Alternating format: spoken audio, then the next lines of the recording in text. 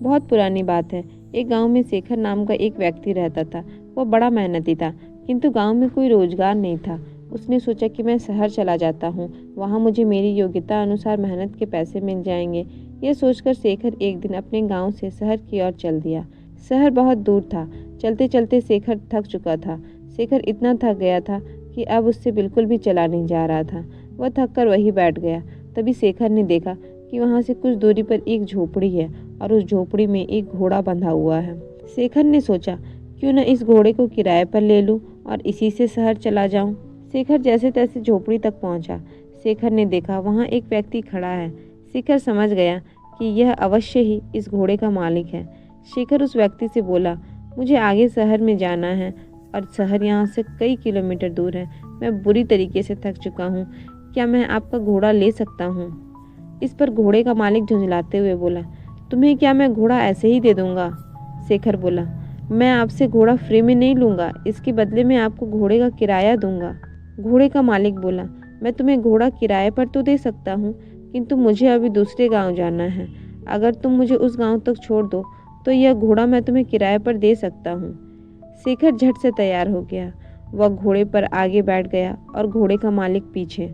गर्मी का दिन थे, तेज धूप थी। दोनों चलते चलते थक गए थे और पसीने से तरबतर हो गए थे।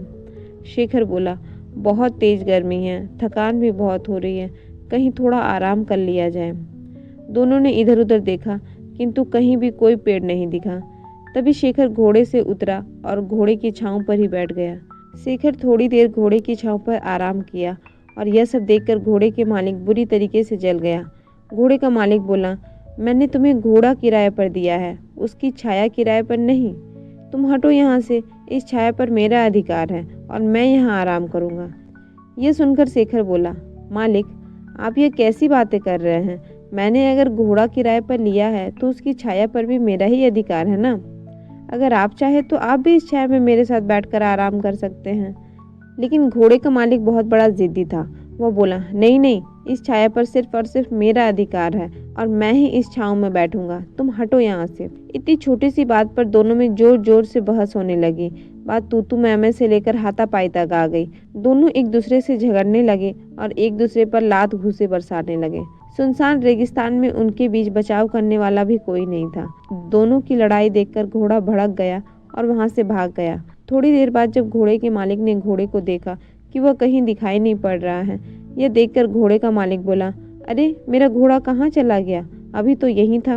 वो तो अभी बिल्कुल नया है, उसे ठीक से घर भी याद नहीं है, पता नहीं वो कहाँ गया और अब मैं उसे कैसे ढूंढूं। तभी शेखर बोला, अच्छा हुआ, तुम जैसे लोगों के साथ ऐसा ही होना चाहिए।